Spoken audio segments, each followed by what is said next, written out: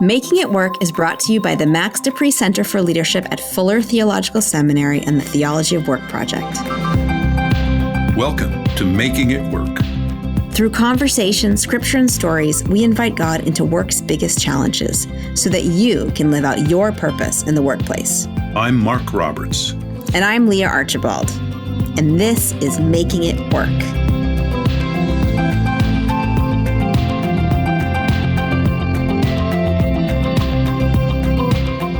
We live in a world where women make up only 20% of company board seats, where for every 100 men hired into management, only 86 women are promoted. Perhaps women cannot make the world of work fair, but according to today's guest, we can take back our power. Deb Liu is a former VP at Facebook and the current president and CEO of Ancestry. As a woman who has worked her way to the top of the corporate ladder in Silicon Valley, she knows firsthand the challenges that keep the deck stacked against women in the workplace and the ways to overcome them. Deb Liu founded Women in Product, a nonprofit organization dedicated to bringing more women leaders into technology. She is the author of Take Back Your Power, 10 New Rules for Women at Work. She's here to talk to not only women, but to anyone who wants to find their voice and achieve great things in a system that wasn't created for you. Deb Liu, welcome to the Making It Work podcast. Thanks for inviting me. So I want to go to your book, Take Back Your Power. The first step you describe in your book is knowing your playing field. Tell us, what is the playing field for women in your industry and technology, and what does it give you to understand the playing field that you're in? Well, I think you shared some of the statistics that I share in my book. The first chapter, I write in there, a little tongue-in-cheek, that it's meant to make you angry, and it's meant to upset you. And part of that is just peeling back the covers on some of the facts, some of the facts that you shared, but also other facts, right? For example, if there's 4 people in a hiring pool and there's only 1 woman, the 1 woman would have 0 probability of getting that job. Now, no individual woman would ever realize that, right? Because she's in the candidate pool. And yet if there's 1 man in a candidate pool of 4, he has a 33% chance of getting hired. But if there's 2 women and 2 men, it's 50-50. And so there's just like small little things that no individual woman would notice, and yet are just really pervasive in our industry. I talk a little bit about the VC funding, venture capital. Only 3% go to women founding teams, and something like 18% to mixed teams. And so 82% go to, all male founding teams. Why is that? And there's all these really subtle things, whether it's in tech industry and all industries, where, the deck is stacked against you in these small ways that are very imperceptible. And part of writing that chapter was really peel that back, share with you what those things are so that you can understand them and so you don't feel alone. I think the other part is really helping people look at the statistics and hopefully change them in their actions every single day.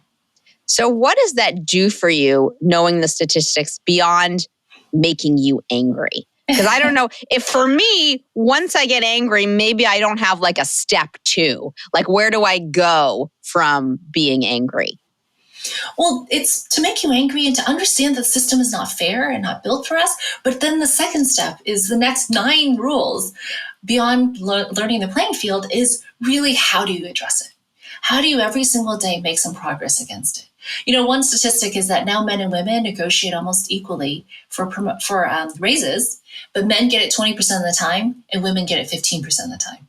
But I tell women, if you ask, if you don't ask, you get it 0% of the time. So yes, it's unfair between 15 and 20, but there's a huge gap between 0 and 15. And so how do we think about this so that, there are actions we can take to bend, towards equity, as long as we're willing to put ourselves out there? Is it absolutely fair? Can we close that gap? I hope we can someday. But in the meantime, what are those steps that we can take? Mark, I want to bring you into the conversation. Do any of these statistics sound surprising to you?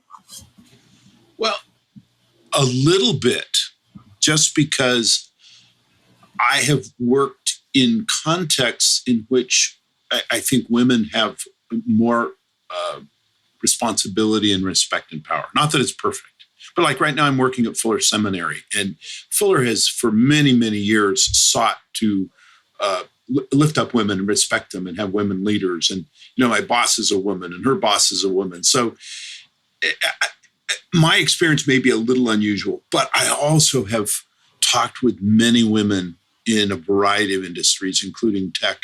And from what I've heard from them, no, it's not surprising.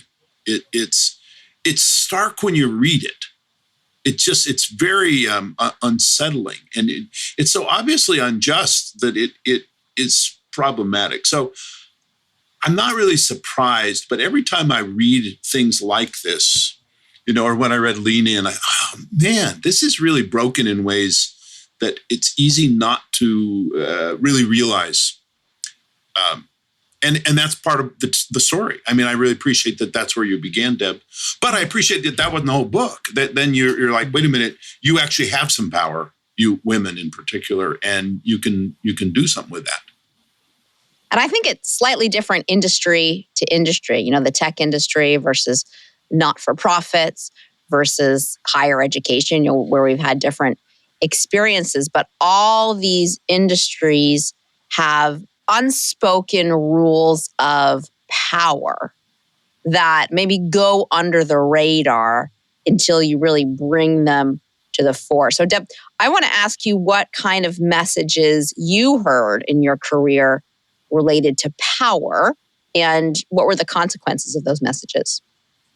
I think that, a lot of the messages are, people have this discomfort with women and power, right? It's just, I share a little bit of story. Like they did a study where they showed two candidates kind of bios, and one was for a male candidate and one was a female candidate. And for the male candidate, they're like more likely to vote for him. For the woman candidate, some of the quotes were, it evokes moral outrage, right? Same bio, different genders, different names. And so there's just this subtlety where, for example, for men, to be a leader, you have to be competent. But for a woman, you have to be competent and warm. There are warm men, there are not warm men, there are warm women and not warm women. To have this extra hurdle to be seen as a leader because of what we expect. And by the way, this is other women and not just men who expect this. It's, these are the kinds of challenges. And I, for many years, was not very warm. So I'll share that, which is for many years, I grew up in a small town in the South. I was one of the few Asians in the state. Actually, it was less than 1% Asian. And people told us to go home, go back to where you came from constantly. And I just remember thinking how alienated I felt from the community that I was in and how difficult that was. And I just kind of shut down. Like if I close myself up, if I just took up less space, maybe nobody will notice me. And for a long time, I really had a hard time connecting with other people because I was extremely shy and introverted on top of all of this.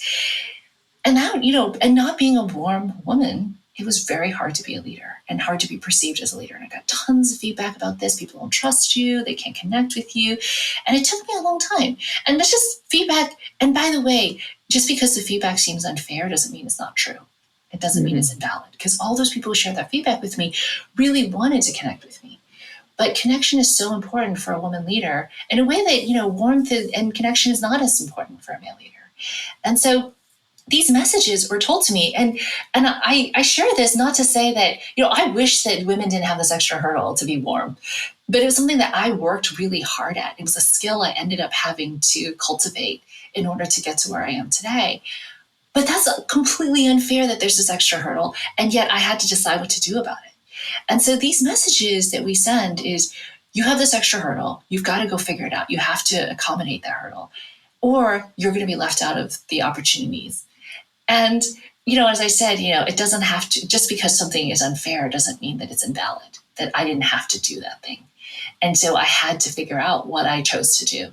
And so this has happened multiple times in my career.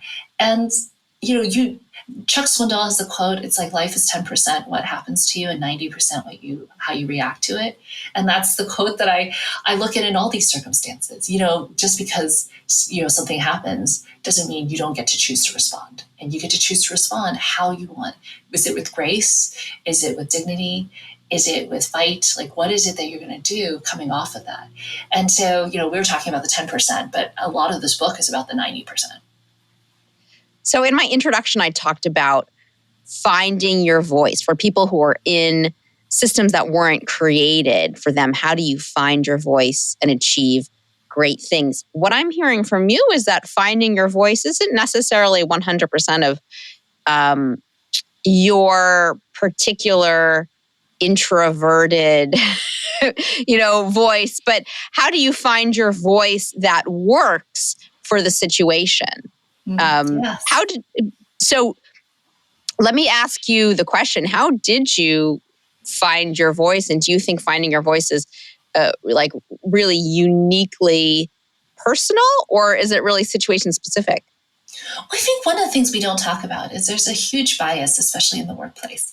And that bias is towards people who are willing to speak up. It is a very extroverted and kind of, people, it's not just extroversion, it's people have the ability to process and speak on any topic intelligently on the spot. Just think about the people you perceive as a leader. It is a bias we absolutely do not talk about. And I think we should talk about that because that leaves people out who are quiet, who are contemplative. I remember somebody on my team said to me, but I'm a processor. And by the time I figure out what I want to say, that moment has passed and the conversation has moved on. And she was one of the most thoughtful leaders and just kind and smart, but she would let conversations get away from her. And people would say, well, she's not that great. And I'm like, no, she's amazing. The problem is you just need to give her time. And I think because of this bias, so often we have, this natural bias towards people who are extroverted, who speak on a dime, as I say, and, instead I think we should, I wish that we could just have more models of leadership, of different kinds of leadership. But, because of this bias in the workplace, us having a voice, us being willing to speak up, us being willing to ask questions, that is an incredibly powerful tool that half the population are not, cannot access as easily. And so it's something I learned as a skill, but, it took a long time for me to get here. Mark, I'm thinking that this bias towards those who are really good at speaking off the cuff or really good at being in front of a crowd may or may not exist among our biblical heroes. I think some leaders in the Bible are certainly good at engaging a crowd. I think of Paul and of Jesus himself. But, I also think of Moses as maybe a thoughtful leader who didn't have all the words at the tip of his tongue. What comes to your mind, Mark, when you think about the biblical precedent? Yeah, that's what Moses said to God when God told him to go to Egypt. He said, I can't speak. And so God actually gave him his brother to do that, which is so interesting. But you mentioned Paul. And, one of the criticisms of Paul in 2 Corinthians is that his letters are so strong, but his physical presence isn't as strong. Isn't that interesting? That absolutely. Now, you haven't in the Bible other people who have an abundance of strength. I think Peter, in fact, Peter would be just like you're describing, Deb, in that he would just say it, right? And a lot of times he'd say kind of dumb things, but it was, so I think one of the things filter. No filter. One of the things we get from scripture though, is that God can use a wide variety of people with different strengths and gifts. There's also an awful lot in Proverbs about not speaking too quickly. And Deb, I think what you're talking about is a tendency to encourage people really to speak, as you say, unfiltered. And that's not always going to be wise. And so if a system really prioritizes that, it's running the risk of losing wisdom, not to mention not hearing other voices, like voices of women or people who are slower processors. Deb, do you have a personal success story about learning how to speak up in some of these rooms that you're in? Well, I just remember, early on, I just never spoke because I just really struggled with when I first got into the workforce. I had been super quiet growing up, as I mentioned, and I had this singular goal to graduate, get a scholarship, go to college, and then I studied engineering in college. And I remember we used to do our problem sets and our projects almost in silence. And then, what works for you stops working for you. I went into consulting, and I remember my manager saying, you're kind of bad at this, the client service part of client service. And I just thought, And they said, you don't want to spend time with the client and talk them up and spend time, and I said, yeah, but my analysis, my presentations are great. And they said, yes, but we're in client service. And when I got to business school, it was very interesting because, a third to half of your grade is actually class participation, being able to debate out loud. And so you're literally judged on the skill that I did not have. And I had to really practice that. But as I got back to the workforce, I still struggled with it for many years. And it took me a long time to get comfortable with it. But, what the success story is that journey brought me to where I am today. That I learned, sometimes I hear people say, well, I'm an introvert. And then there's a period at the end of the sentence. Or I'm really quiet, or I'm a processor, period. And I said that for many years. And instead, now I say I'm an introvert, but I learned the skill to overcome, some of the challenges so that I could be where I am today. And so I think sometimes, we have too many periods in our statements, and instead actually putting a comma and saying, however, I have learned X, or I have grown in this way, because then it opens up the door as opposed to ending the sentence. And for me, treating as a skill, I talk about the learning mindset in the book. Having a learning mindset, someone who is always learning is going to exceed somebody who's the expert today. And to really God wants us to grow and change and evolve over time. And we believe that. And just seeing, the opportunity, not just saying, well, I need my, as Moses said, I need my brother to speak for me. But, he had other gifts, but he could have also blossomed as a spoken leader if he had chosen to do that as well. So how has your faith, Deb, helped you along in this journey? I mean, was there a time that you turned to God like Moses and said, I'm out, I'm not doing this? What was your faith journey like, learning how to find your voice in the workplace? Well, at one point, I had my anti-lean-in moment, which was I had my son. And, I considered staying home with him. And I was working part-time at PayPal. And I was really the moment when you're between kids, you want to have more kids. You're bored. I had a really tough pregnancy. He had a lot of, he had colic and all these issues. He had reflux. And I really struggled. And, I quit tech. I basically went to the VP and I said, I want to resign. And he's like, hold on that. And, he's like, hold a week and let's have a conversation. And so I said, okay.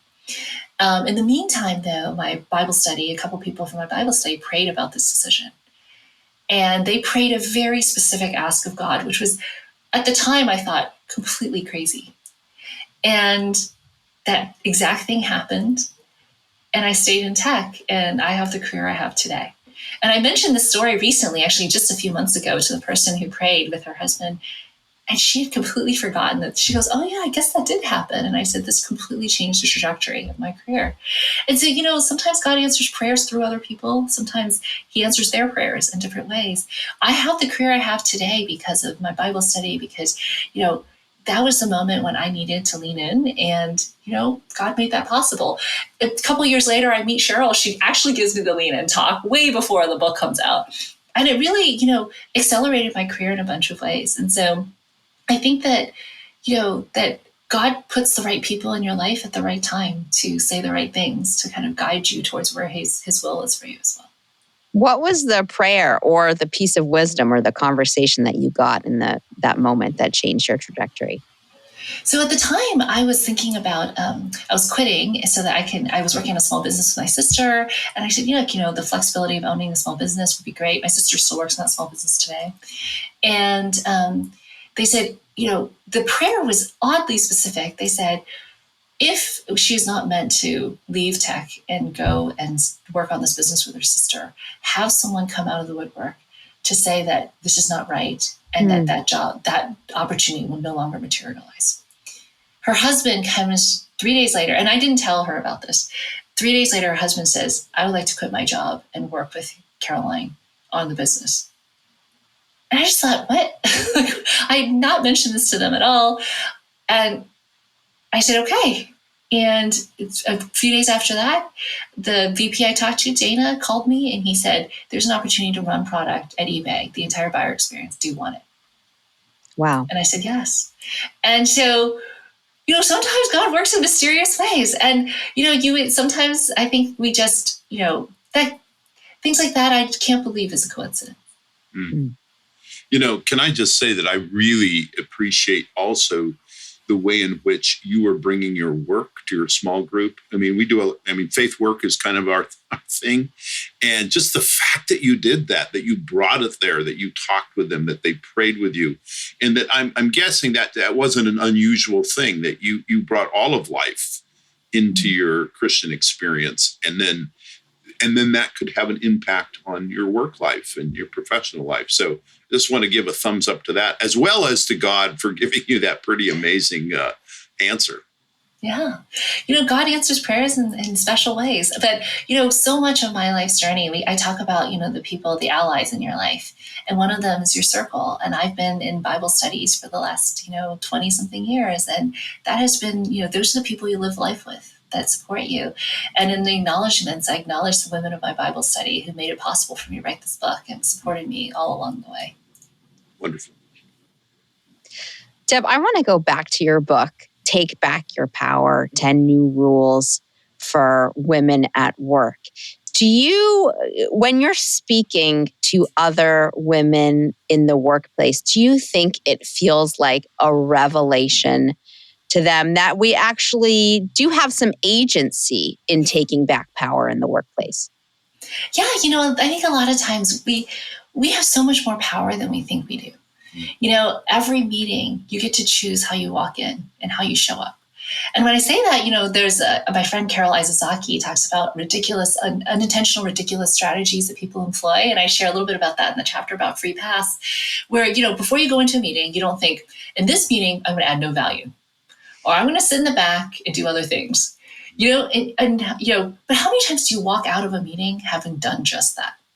Mm. And so we talk about that and say, no, what if you showed up every time you showed up?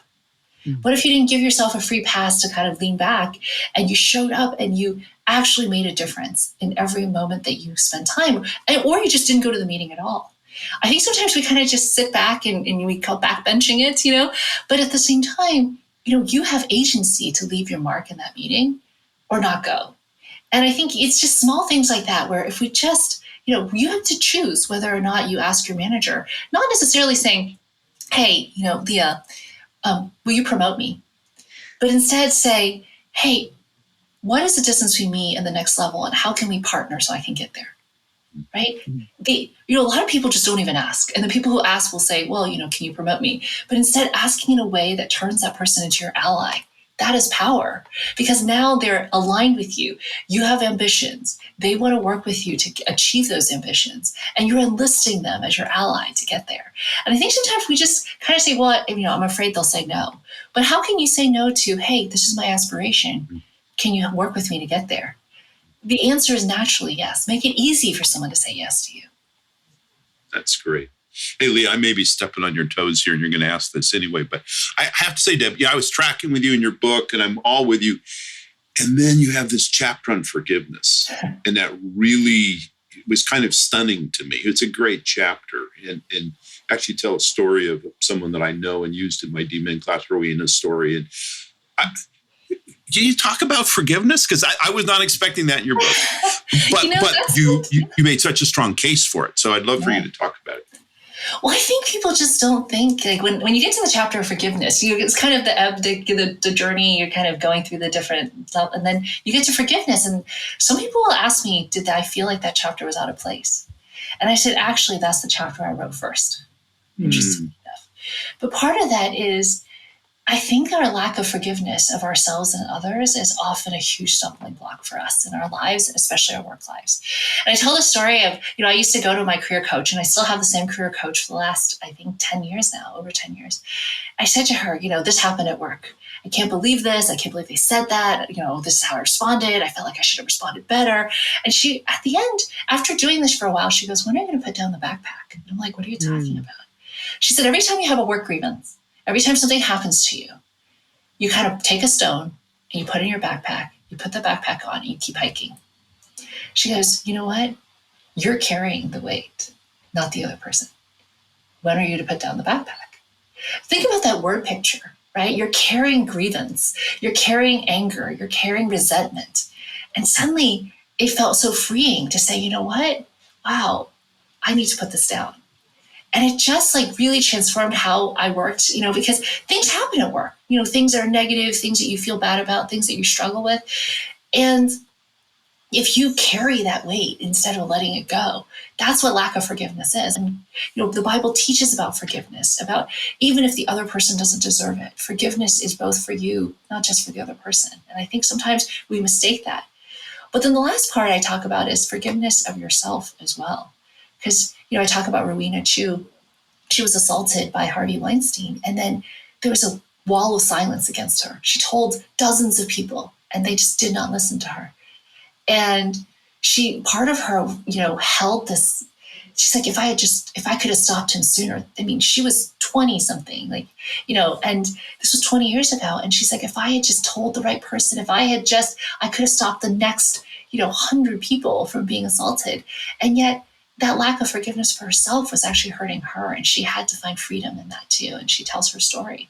I think this is the kind of thing that really holds us back in ways that we can't even imagine, both at work and at home. I think. Well, that was thank you for summarizing that. And it was a very striking chapter. And I think you do a great job laying out the case for forgiveness and then inviting people to consider, moving into that in their life if they need to. Mm-hmm. Leah, you were going and I stepped on you. I think both sides of forgiveness are so imperative to getting to that next place in our work, and I know for me, I can sometimes get very angry at, especially men in the workplace I feel like who are belittling me. I could get like my boxing gloves on and get very angry. And, but I can also get very angry at myself for being complicit in that behavior or for not speaking up in the moment. And both of those areas of unforgiveness can kind of make me feel very stuck. But if I extend forgiveness to the other person and forgiveness to myself, then I can kind of move past that. But for me, it really takes an act of faith, an act of bringing God into my own experience of my anger. Feeling that, okay, justice would be for like everyone to get their just desserts, but I'm going to leave that to you, God, and I'm going to right now move forward with assuming the other person has the best intention and forgiving myself for that situation. I wonder, Deb, how much you feel like an act of faith is necessary in the process of righting the wrongs and finding your voice at work. And is it possible for you to really spread the message of taking back your power to other women in the workplace without, is it possible to talk about it without faith, or do we really need faith in this conversation? I think, people who aren't necessarily religious need this message too. But I think that having faith gives you hope. Hope that, in redemption, for example. And I think that that's really important to me. But there's a lot of women who aren't religious or come from a different religious background. And I think that message continues to be really important to them. And, that's something which, I wrote this book as a woman of faith, but I don't think you absolutely have to be a woman of faith to find value in taking back your power. And I think that those are different things. I do talk about it from the lens, though, of how faith has helped me get to where I am and, come to reconciliation with some of the challenges I've faced. But it isn't an absolute necessity. Tell us, how has faith helped you be the person you are today? You told the story of your prayer team, getting you past a difficult decision. But what other ways has your faith supported you in your own journey towards taking back your own power? Well, I think part of it, and this is probably, I start out the chapter about finding balance at home with a little bit of, I talk a little bit about meeting my husband. And then I talk about in another chapter about, when I was thinking about going to business school, we were in premarital counseling. And the pastor, I got into Stanford. I was super excited. I shared it with the pastor, and we were during one of the counseling sessions. And he says to my husband's like, yeah, and I'm moving to California with her. And he said, well, why, you would have the lead career. Why would you go with her? And why does she need a graduate degree to stay at home someday? And I just remember thinking, what, am I outside the will of God? Is is he telling me, a man of I really respected, the pastor of our church was telling me that my dream of going to graduate school was outside of the will of God. Like, this is, I remember as we were going home and I had a conversation with my then boyfriend, he said, there's a reason you're named Deborah. She was a leader. She was a woman and she was a leader. And he had told me when we first met, he's like, I had hoped to name my daughter Deborah someday, but then I met you. and so it turned out okay. But he said, in Proverbs 31, there's an incredible woman who is an entrepreneur. She has, she raises her children, she plants, she sells, and she runs a small business, and she's successful and she's praised.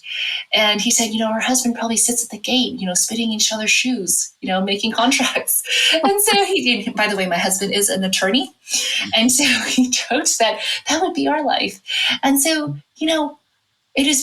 I met my husband at church, at Raleigh Chinese Christian Church, and we were being counseled at Atlanta Chinese Christian Church. And he said, let's go talk to the other pastor. And we talked to Pastor Lou, who's the other pastor, the senior pastor at Atlanta Chinese Christian Church. And he said, look how successful my own wife is. She's a woman of faith, but she has accomplished so much. And he actually blessed our marriage. And so, but for being a Christian and being a woman of faith, I would never have met my husband, much less had this experience. And, the week after our pastor blessed our marriage, we moved to California and we started our life here. And, I started Stanford and we've been here ever since. Well, big thumbs up for your husband and his wisdom. And also big thumbs up for the two examples you gave. One of Deborah in Judges, 4 or 5, Leah? You always know these things. Anyway, give me a second. And Deborah is a prophet, and she's the judge, which was the way of referring to the leader. I mean, she's in charge of the country. So she's an incredibly strong woman who actually helps to lead the people of God into a battle that they win. And I mean, she is as strong a leader as there could be. And then also mentioning this woman in Proverbs 31, which is, I mean, you read that text, because I grew up in a tradition where everybody wanted a Proverbs 31 wife, but I don't think anybody actually read what that was about. What it is it's this extraordinarily competent woman who is great at the home life stuff, if you want to say, but great also at as you say, the small business part. And it's just both of those are expansive models of what of the way God makes certain women and the way they're to be. Of course, there are some women who are to be, quote unquote, stay-at-home moms, and that's their calling, and that's what they love, and that's what they're great at. And then there's some women who are, for whatever reason, they don't have children, and they're able to be sort of full-time in the workplace. And then there are many, like you and so many others, who are finding their own unique way of balancing this life in light of their diverse callings, the number one calling to love and serve the Lord, but then the callings of life in terms of work and family and husband and mother and friend and churchgoer and boss and, all those things. So anyway, I love that. I love your example. I think of, Deborah is described in the Bible in Judges 4. I looked it up, Mark. It's Judges chapter 4, because I have access to Google right over here. But, Deborah is described in the Bible in Judges chapter 4 as a leader. And, she has some military leadership skills. She has some people leadership skills. She has some speaking and encouraging skills. But I also imagine she had a life beyond that. At some point she went home and did whatever you got to do at home, made herself dinner. I don't know if she had a family. But, I think when we tell the story of either any hero from the Bible or a hero in corporate life or even of our own selves, we often miss the backstory, or all the different types of work that we do. So I could tell a story about the work that I do for my job, but in reality, I'm having this great conversation with you on this podcast, and then I'm going to do some technical work, shipping the podcast to the editor, and then I'm going to when the day is done, I'm going to have a second different version of work, and I'm going to go to the grocery store and buy the stuff that I need for all the kids' snacks for tomorrow because we have kids coming over, and I'm going to get prepared for some home construction work that we're doing over the weekend. And so there are all these other jobs at the same time that are not less important, but they're hard to capture in the full story of our work. And I think that's true for women as well as for men. And I think we all miss out when we don't access and value the completeness of our work stories. Yeah, well, I think sometimes when we look at work, we look at it in isolation. But, work and home are like yin and yang. If one gets out of balance, it engulfs the other. And so you really have to keep that in balance. And I think part of what is really important is to figure out, how do you balance those things? And what is the way that you bless both work and home? Can I just say, by the way, that you're talking about the balance between work and home, which I really appreciate, because sometimes people talk about work-life balance as if work isn't your life. It's like work and then there's life. And you're not saying that. You're work and home, which I think is the right way to, because it's all your life. And it's all part of your calling and the context for your discipleship. And anyway, so I love the way you're framing it. What I tell people is you probably spend more hours at work than waking hours at home with your family. And so, that's an important part of your life. And so, live it as if that is part of your mission. And that is what you're trying to accomplish in life. Like, your influence is so great at home, but it's also really great amongst the people you spend 8-9 hours with every single day too. So that is the place that you want to have influence. And that's why you have to read this book, Take Back Your Power, 10 New Rules for Women at Work. Go ahead, Mark. Well, some who listen to this podcast are probably older, and I would strongly recommend that they give this book to your daughters. Actually, it'd be great for your sons too, really. I mean that honestly, but absolutely share that with younger women, because many of them wouldn't. There's wisdom here that would be great for younger women to have. So yes, buy it for yourself, but also buy it for the younger folk. Deb, do you have any last words that you want to share for people who either are reading your book or who you would like to reach with your message? Well, I think the message that I just want to reach is you have so much more power than you think you do. Every decision, every moment, you're influencing. And by the way, the word power is not a dirty word. It literally means to have impact and influence around the people and events around you. And so if you look at it as a positive, I want to have impact in my life. I want that to ripple out. And you want that to be positive. Every interaction you have power to make that positive or negative. You have power to influence and ripple through so many lives around you. So take that moment and take back that power and say, I'm going to make this the best I can be. This is be intentional. And that's the message I want to share, which is, we can't change the system tomorrow, maybe even, years from now. But every day we are taking back our power. We're making it a little more fair. We're giving more opportunity. We're giving voice, and we're having a positive impact on the world. And that's what power is. Deb Lou, thank you so much for joining us on the Making It Work podcast today. It's been such a pleasure. Thank you. Yes, thank you. Thank you. That's our show. Don't miss the next episode. Be sure to subscribe. And if you like what you've heard, please leave a review. We'd love to hear from you, and it helps other people find us. Thanks for listening.